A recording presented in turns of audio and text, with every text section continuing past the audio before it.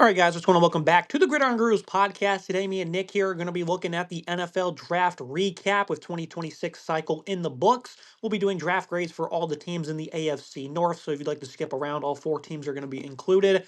Anything started with the Baltimore Ravens. This is a team that once again had a phenomenal draft. They had a lot of selections this year. They got things started with a bang in round one. Vega Ione. This guy is a tremendously powerful guard. He's going to slot right in as a starter, and he's going to really impact this run game from the get go. I would say that was probably my favorite pick, right? But I don't want to cop out and make the first round pick my favorite one. Down in round three, Jacoby Lane, I think, checks a lot of boxes that the Ravens have been struggling with over the last couple of years. And that's a pass catcher with size and physicality that has a large catch radius. 6'4", 200, comes down with a lot of very impressive grabs. The Ravens have typically just had undersized guys who are good yards after catch players, guys who fit the scheme. They've really struggled in that regard. So I think Jacoby Lane makes a lot of sense for them. They addressed edge as well. That was a position of weakness for them. Looked like they were going to have Max Crosby, and they did for a couple of days. Now they're going to end up settling on Zion Young, a highly intense player that has a lot of strength and power at the point of attack, some impressive length at 6'6" as well. He can hold up against double teams. He was a very impressive edge in the SEC. Elijah Surratt, this is a guy that's a phenomenal route runner when it comes to what he can do out of the slot. So when you look at these first four picks, I thought the Ravens did a very good job. Looking at some of the other guys they got on day three, Matthew Hibner, I think this is a reliable tight end down the seam with some strong hands. Chandler Rivers, a guy that kind of fell, longer than we thought he would here in the middle of the fifth round. Doesn't really have the size or length, but he's an instinctive player who can stay in phase. I think he's a good zone corner as well. He was a good starter for multiple years at Duke. They added another tight end, Josh Suivas from Alabama. I thought he was a pretty respectable pass catcher for the Crimson Tide. So it's odd to see them go after two tight ends when they're already pretty stacked at that position. So we'll see what the vision is there. Adam Randall, probably going to be my least favorite pick, only because he's still learning the position. 6'3", 232, doesn't exactly have a lot of speed coming over from wide receiver. Obviously, that's a part of his skill set, and he can be a multi-dimensional running back, and maybe that's going to be the vision there. But he's a nice downhill runner.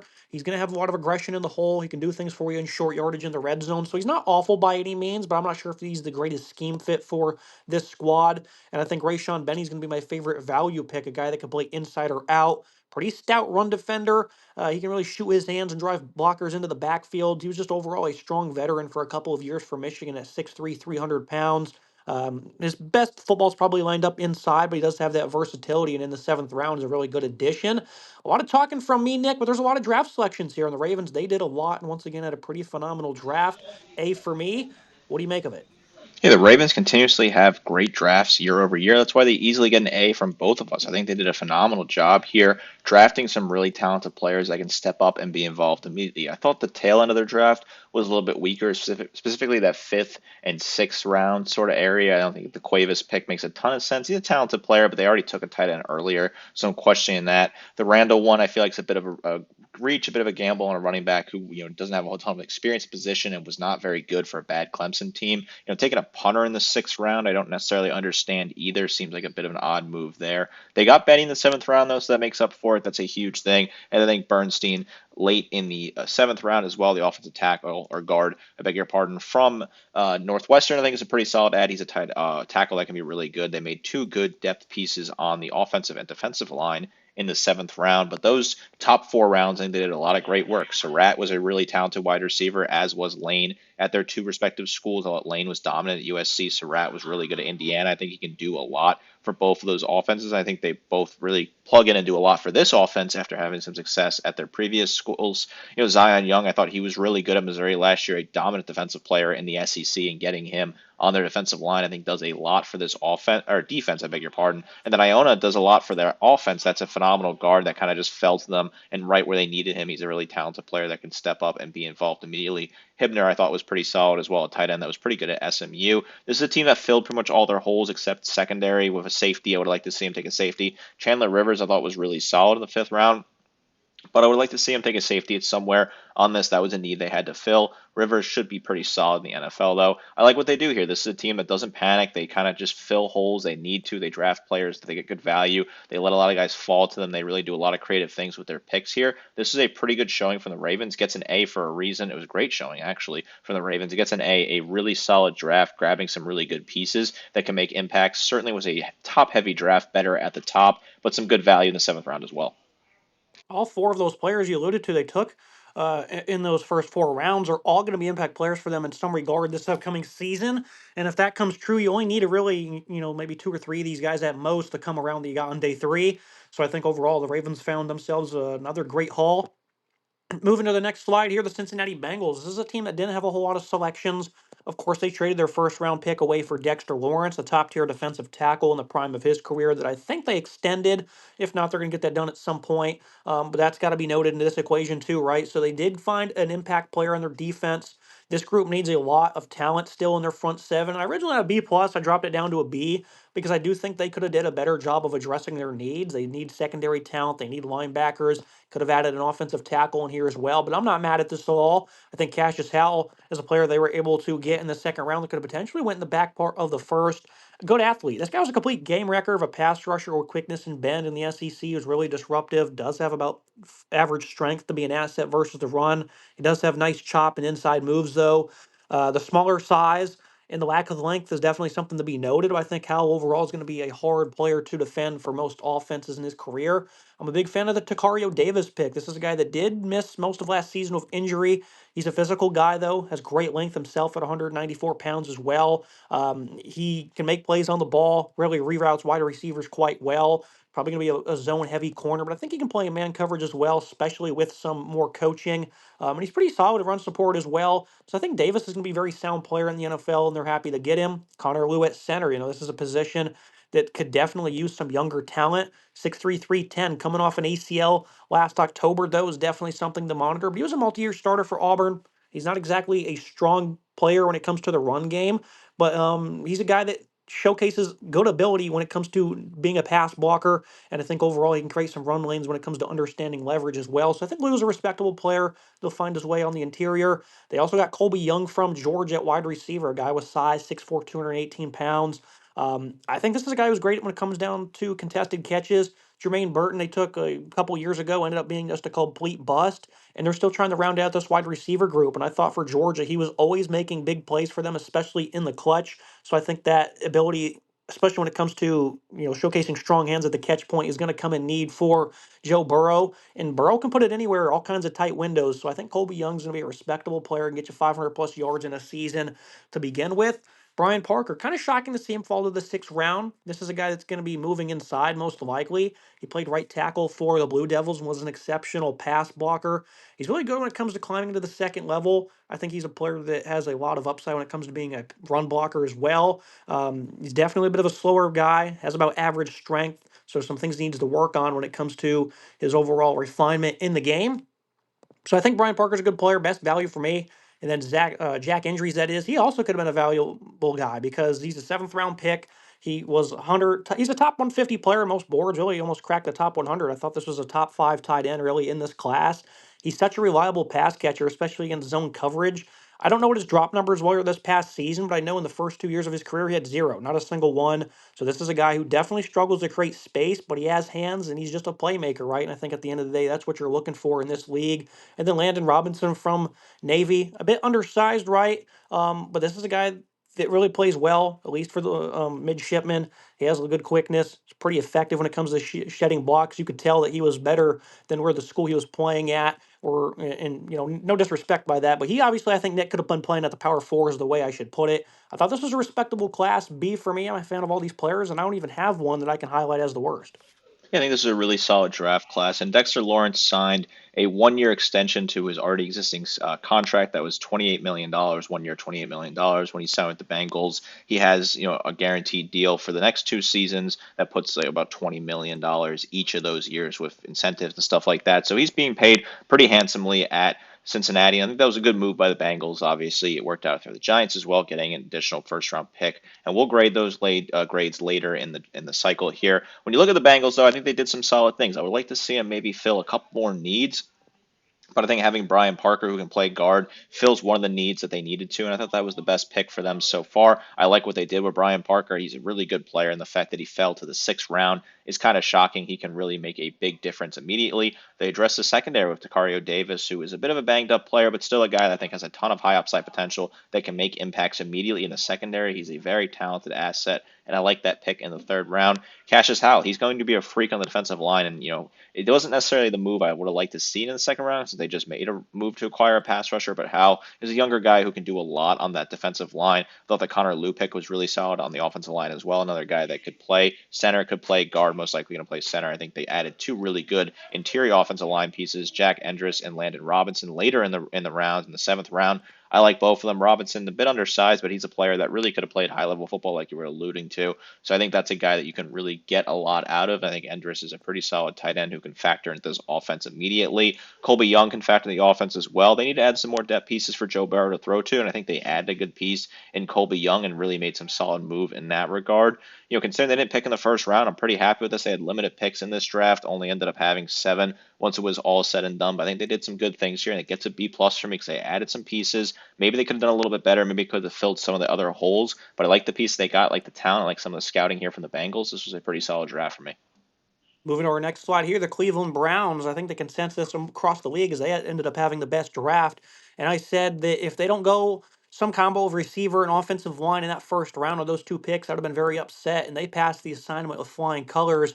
Really, in the first 2 rounds, they got 2 receivers and 1 starting lineman that could play anywhere for them up front. Spencer Fano's tremendous. This guy's incredibly strong, very fluid as well. He had a very fast 40-yard dash at 4.9 as well for being 311 pounds. This is a guy that's definitely going to help when it comes to run block, and he was a sound pass blocker as well. This is exactly the guy they're looking for. Can play at tackle, can play at guard. He does lack length, so maybe inside's better suited for him. Love that pick, though. Casey Concepcion. I had them picking him in a lot of mock drafts. I thought he made a lot of sense for them because they needed more juice, right? They needed a guy they can get the ball to, who can create separation at the second level, impressive yards after catch, and overall just be a playmaker. And they did a great job with that one. They got lucky here. Denzel Boston, I thought would go in the first round with ease, and he ended up falling to him in the second. Love this pick. This is a guy who's 6'3", 212 pounds, showcases great hands, a contested catch artist, a physical guy who has really good acceleration off the line of scrimmage as well. Denzel Boston's one of my favorite players in this draft. I think he'll do great. Another position of need for them, the safety group, right? This definitely is an area on this defense that could look to improve. Not many positions on that defense need help, right? Because it's a very sound unit, but this is a box safety, 200 plus pounds. McNeil Warren has a lot of size. I think he can set the edge as well, has good physicality and strength. I think he'll have some type of role for the Browns. They picked up another offensive lineman on day 2 in Austin Barber. He was a multi year starter for the Gators at left tackle. Inconsistent as a pass blocker. This is a guy I think they can still get a lot out of, and I think that the Browns definitely accomplished a lot of goals early on. They grabbed Alabama center Parker Brailsford, also has a lot of experience under his belt. Undersized, only about 290 pounds, but he does have a good amount of strength. I think he's got good footwork and hands as well. Justin Jefferson, Nick, they went to Alabama again. This is a guy who's got absurd athletic ability. I think he can come into a defense and be a versatile chess piece, right? He's got quickness when it comes to his diagnosing skills, has good eyes. He was a sound tackler for the Tide, has some respectable physicality as well. I love that pick there. Joe Royer. This is a guy at tight end that's been very impressive for Cincinnati. He was always a reliable pass catcher for really the last 3 years for them, even though that tight end position I think is kind of rock solid. They added him and Carson Ryan. I think is going to come in and be a nasty blocker for him. And then the pick I didn't like, Taylon Green. This team has invested a lot of capital now the last 2 years, 3 quarterbacks. Deshaun Watson, a monster contract that he's underperformed since getting. I think it's an intriguing player, right? Because this guy has good size, 6'6", 220 plus pounds. He has a cannon of an arm, a very good, elusive, fast runner as well. So he has a lot of upside, right, Nick? But his biggest problem is accuracy, overall touch. He can throw a deep ball 70 yards, but sometimes it ends up in the stands. So, I mean, kind of a project player here. I mean, maybe it adds some more competition, right? But I'm not sure how I feel about that pick. It's a 6 round one at the end of the day, but they just keep throwing guys into this quarterback room, and I'm not sure if Green's going to be the answer.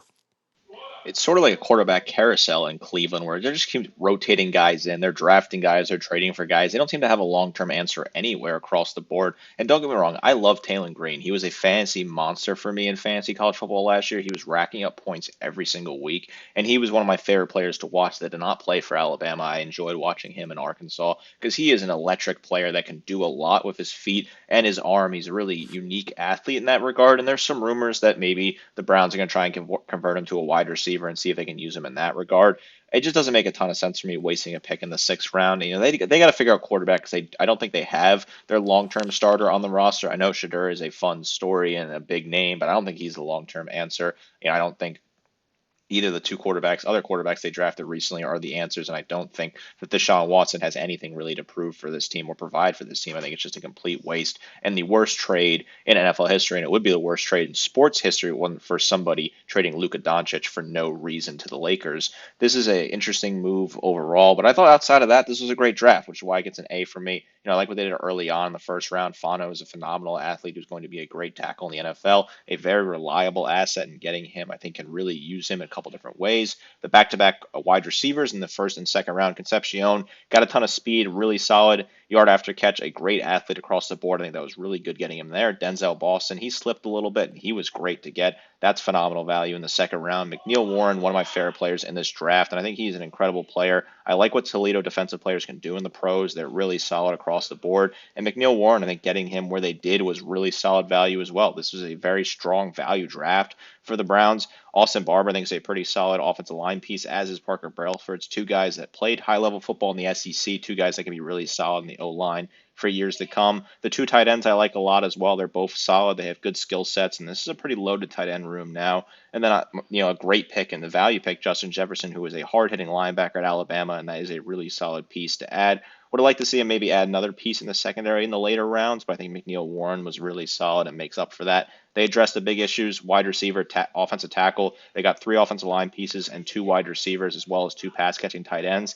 They addressed the biggest issues they needed, which was guys that can catch the football and guys that can block for their quarterbacks. That was really solid for me. An A draft, a phenomenal draft. I move to the final team here in the AFC North. Pittsburgh Steelers. They hosted the draft. There was a lot of energy. Got to give an A plus to the fan base for coming out and supporting their team.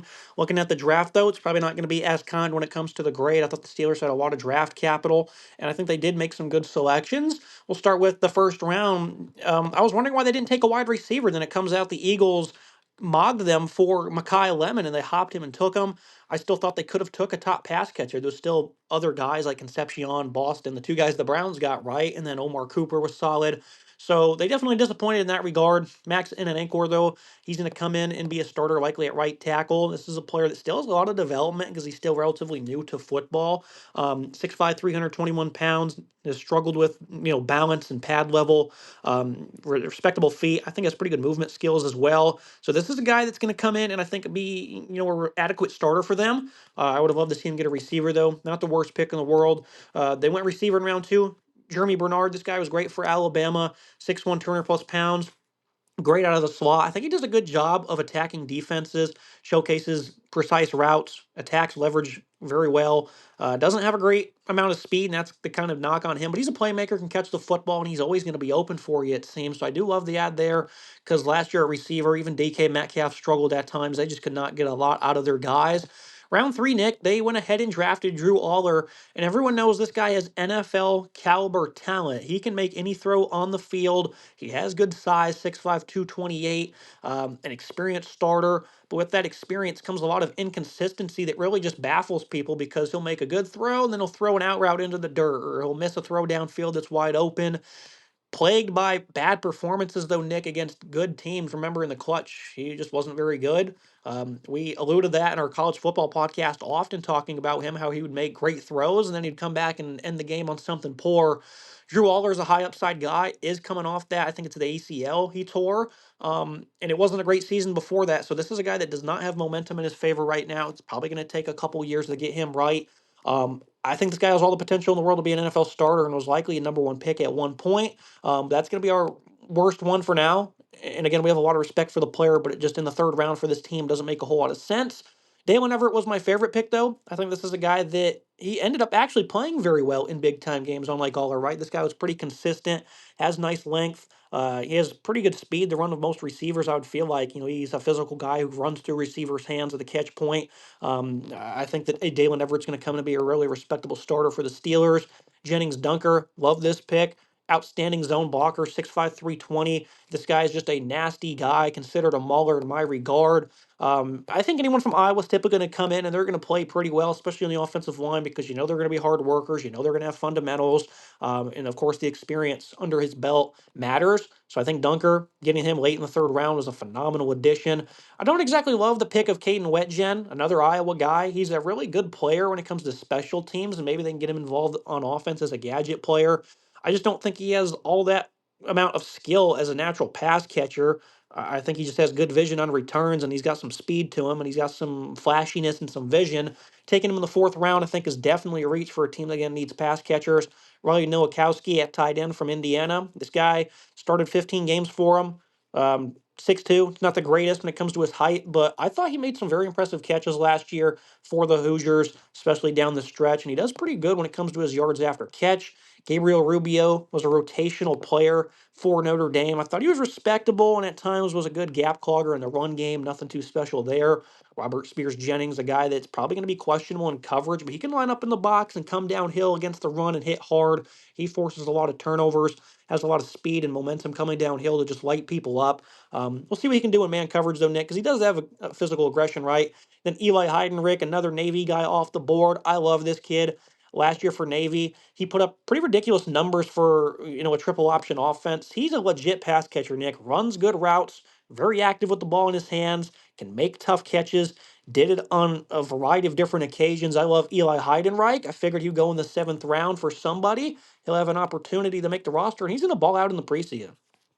The Steelers, the fan base gets a ton of credit as this was a great draft. They had a phenomenal crowd all weekend. They had great energy, and it was a lot of fun. This draft gets a B minus for me though, because I think it's a little bit weaker than you would have liked. And obviously, what happened in the first round, hearing the reports that they were trying to get Lemon, and then the Eagles jumped them, kind of explains this pick a little bit more. Because in the moment, I didn't really understand the pick at all. I thought it was a bit of a reach. They need to work on their offensive line, but I thought they could have done a little bit more with that pick in the first round. So that makes sense though, right? So I'll give him maybe a little bit pass there. Joey Bernard, I said multiple times on our college football podcast throughout last season that he was the best player on Alabama's roster, and he was consistently stepping up for Alabama in the big moments when they needed it, when they needed to get to the playoffs. He was stepping up in key moments. He's a guy that's a gamer. He's going to go out there and die for your team. A phenomenal player across the board, who I think they could really make work in this offense and kind of do things. Drew Allure, I don't really understand that move. I know last year there was some rumors and there were a lot of discussion that NFL scouts had him as a top 10 grade last year, and there were some teams that were willing to take him in the top 10 if he ended up declaring for the draft last year. Obviously, had a complete disaster of a season. I think that's a good lesson in why, if you have the opportunity to go to the draft early and you're getting good grades from scouts, you should probably take that chance and go out there and try to make something happen in the NFL and be a top pick. Sometimes going back to school doesn't always work out. We saw Nussmeier drop pretty far in this draft as well. And I just don't love the fit here in Pittsburgh. And I know they have quarterback problems and Aaron Rodgers is out, on some sort of darkness retreat in the Amazon rainforest or whatever is going on over there. Who even knows at this moment in time? And the rest of the depth chart's pretty weak across the board. But I don't think adding this guy is exactly the type of quarterback they need who can really elevate this offense. He's got some, it's definitely some solid NFL traits, but I think it's just more of a swing and a miss. Kind of feels like when they took Kenny Pickett, which was a swing and a miss from a guy that also played football in the state of Pennsylvania for his college. But after that, I think they had some really solid picks later in the draft. Everett was really solid in the third round. He was phenomenal at Georgia, and he's a player that's really good in coverage, a really solid tackler. Jennings Dunker is going to be a mauler on the offensive line. You know what you're going to get with those Iowa offensive line pieces that are going to go out there and just play good football every single week. The pass catchers in the fourth and fifth round, well, I'm a little bit weaker on, but I think the tight end from Indiana could be really solid for this team. And I like what they did at the end. I think Rubio is a pretty good defensive tackle that's got some solid attributes and can really translate well into the NFL. He's a guy that's got some good potential there. Robert Spears Jennings, I love that pick. He's a hard hitting safety. He's really good in the box, pretty versatile as well. I like his, coverage needs a little bit of work, but I like what some of his other skills can do. I think he can get some sacks if necessary. And then Eli Heidenreich was a great player for Navy, a true patriot who really played good football for them and really showed out and helped out that Navy team. I think he has a space in the NFL as more of an interesting player they could use in a couple different packages here. It gets a B minus for me, which is the lowest of the AFC North. But across the board, I thought the AFC North had a pretty good draft. I thought this was the best division in terms of drafts across the board. I like what all these teams did. They added some good pieces. I think it was pretty impressive. Certainly, Cleveland and Baltimore did some phenomenal things and added some great players to the roster. That's it for today's episode. Make sure you guys like, comment, subscribe. See you next time.